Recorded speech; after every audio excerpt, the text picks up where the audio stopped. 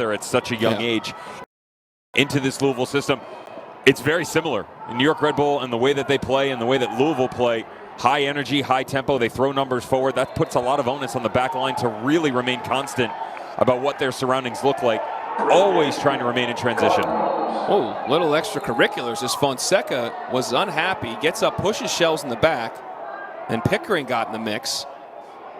Now Shells is on a yellow card, but he was walking away from the situation. Victor Borges just breaking things up.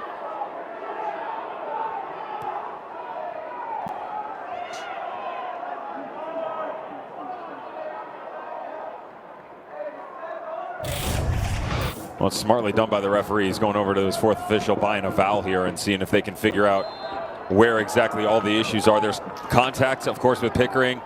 Then Shells the little walkover. He's not happy about that, and I wouldn't be happy if I was Fonseca either. It's unnecessary by Shells. More importantly, he's sitting on a yellow making that type of move. This could be grounds for dismissal. I think you may be right, and this is not what Carlos Samuano or Tim Shells want to see, that Victor Borges is going to review this. Now, we were joking before, no VAR outside of 3 instances. If the ball crossed the goal line, mistaken identity, and for disciplinary reasons. This is a disciplinary situation. So Borges goes to the monitor, and this does not look good for a young man carrying a yellow card. Their team leader emotionally on the field, the step over and contact. I mean, it seems open and shut, but this would be a sending off. Your thoughts, Devin? If I'm the head official, I'm pulling the second yellow out. People always talk about how it changes the game. Shells made that decision for his team. He made the decision to change the game. You can't fault the referee here, and you can't put your team in this spot. A guy who is so vital to the success, Tim Shells, you walk over, you see the player down on the ground. John Michael Hayden's having a laugh because you can't really argue it. He makes contact. There's intent. There's contact. There's everything. Hold on. What also is everything is John Michael Hayden was in the review right there. He looks like Tata Martino back in the Nations League final to the U.S. and Mexico, lurking around. I think Tata got a yellow for that. John Michael Hayden peering over the shoulder. And bear in mind, there was already a questionable no call earlier as Victor Borges comes back on. Looks like he missed a penalty. He's going to review.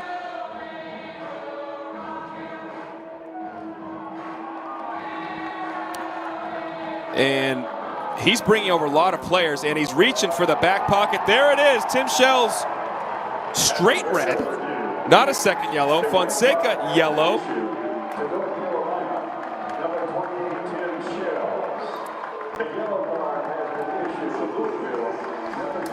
Well, that's a little different. The straight red is...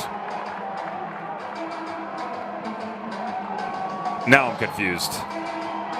That's the second match. UNC had a red card earlier this year in the UNC Wilmington game by Riley Thomas when they were already up a man for about 8 minutes, and Thomas got it. But Fonseca's also going into the book. You want to give Fonseca a yellow card, Dallin, for the response. I'm totally for it, but a straight red here, I have a little bit of problem with it. I don't see a straight red. Again, I go back to the intent. I get it. He's already on a yellow card. Issue him the second yellow, send him packing, and be done with it. For someone at home, the implications from a double yellow compared to a straight red is where you're going to get yourself into trouble, because it's an extension on the actual amount of time you can receive for the suspension given to a player. All right, so Victor Borges in the match, and in all honesty, Tim Shells did that to himself. That was unnecessary, whether you say yellow or red. He was going off in this match, but to your point, the red card does change it different on the back end. But we're back to the match, though. Patrick Idukevich over the ball, floats it in back post, looking for Josh Jones, the big